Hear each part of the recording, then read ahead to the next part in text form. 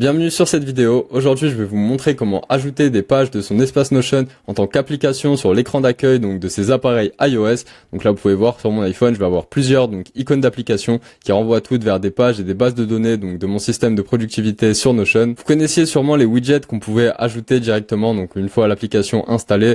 Donc là, par exemple, j'ai un widget pour mes tâches qui va ouvrir du coup ma base de données tâches. Mais comme vous voyez, ils prennent énormément de place, ce qui fait que si je veux mettre autant d'icônes comme j'ai sur mon écran d'accueil actuellement, ça va m'ouvrir plusieurs tâches, ça va être beaucoup moins pratique. Mais avec la méthode que je vais vous présenter aujourd'hui, vous allez pouvoir faire des choses beaucoup plus sympas. Par exemple, si ici je décide donc d'appuyer sur l'icône tâche, ce que ça va me faire, c'est directement me créer une nouvelle tâche et pas juste m'ouvrir du coup ma base de données tâches, ce qu'on peut pas faire évidemment avec les widgets. Et donc c'est beaucoup plus rapide et pratique si on veut enregistrer une tâche ou une pensée quand on est dehors. Et c'est quasiment tout l'intérêt pour moi d'utiliser Notion sur mon téléphone, c'est tout simplement pour capturer des informations rapidement que je vais pouvoir réutiliser sur mon ordinateur quand je vais rentrer chez moi. Et il y a d'autres fonctionnalités qui sont très intéressantes. Donc là par exemple, si j'appuie sur l'icône IA, je peux directement poser une question à l'IA de Notion qui va consulter du coup tout mon second cerveau, tout mon espace de travail. Donc là je peux lui demander. Et donc si je lui pose une question comme ça, elle va aller faire une recherche du coup sur toutes les pages qui sont disponibles sur mon espace. Donc là vous voyez qu'elle me fait un petit récapitulatif, donc je peux le lire rapidement. Et puis si j'ai besoin d'avoir plus de détails, je peux tout simplement appuyer ici pour ouvrir donc la page de source. Ok, donc je vais vous montrer maintenant le tutoriel, c'est super simple. Pour ça on va utiliser l'application Raccourci, donc qui est directement inclus sur vos appareils. Ensuite, donc une fois qu'on est dans raccourci, on atterrit sûrement sur cette page. Vous cliquez en haut à droite sur le plus, donc créer un nouveau raccourci. Ici, vous allez écrire Notion. Donc là, vous voyez l'ensemble des options qui sont disponibles. Ce qui va nous intéresser d'abord, donc ça va être ouvrir tout simplement. Donc là, je vais sélectionner donc la page ou la base de données que je veux ouvrir. Dans mon cas, je vais ouvrir la page principale de mon dashboard. Hop, une fois que c'est fait, vous renommez le raccourci en fonction de ce que vous voulez voir écrit du coup en dessous de l'icône. Donc là, je vais mettre accueil 2 parce que forcément j'en ai déjà un qui a déjà été créé. Ensuite, vous allez cliquer sur plus sur l'écran d'accueil.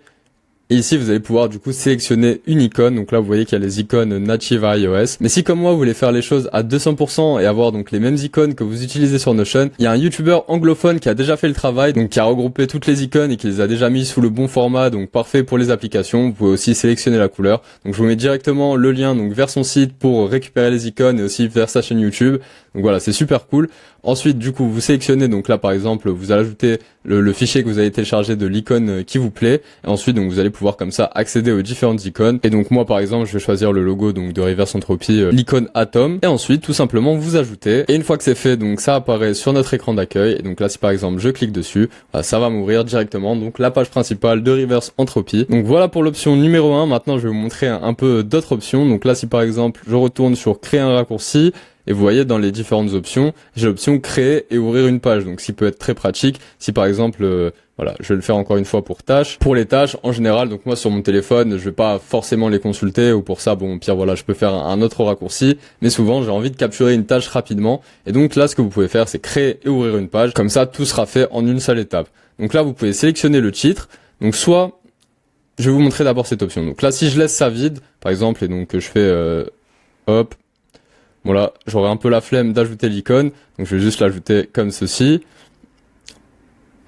Donc voilà, ça va directement me créer une nouvelle tâche, et donc là je peux noter le nom, et puis ensuite bien sûr je peux modifier les propriétés, etc. Mais il y a une autre option qui est intéressante, je suis encore en train de réfléchir à laquelle est la plus utile et à laquelle je vais configurer. On clique dans le titre, et ensuite on peut sélectionner du coup différentes options, et là on a demandé à chaque fois. Donc là je peux faire pareil pour le corps de la page, hop. Et là, si je la rajoute du coup sur l'écran d'accueil, donc là je vais changer la couleur. Donc je reclique dessus.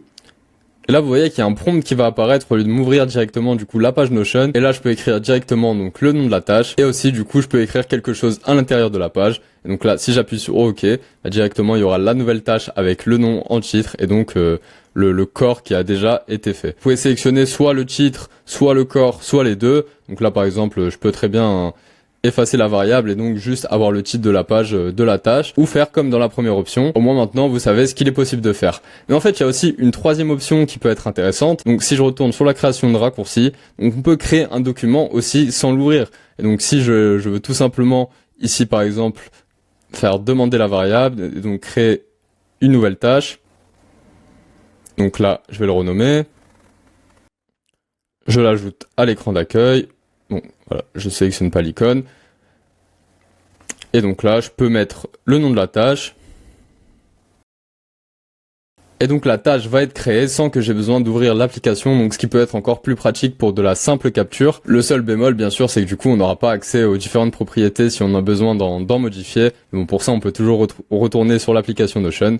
Donc voilà, je vous ai montré vraiment toutes les options. Et donc la dernière chose que je vous ai pas encore présentée, c'est-à-dire l'option pour demander à l'IA.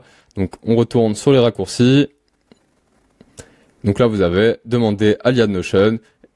Et donc là voilà, vous pouvez tout simplement mettre la même chose, donc demander à chaque fois, comme ça, lorsque vous rajoutez le raccourci, hop,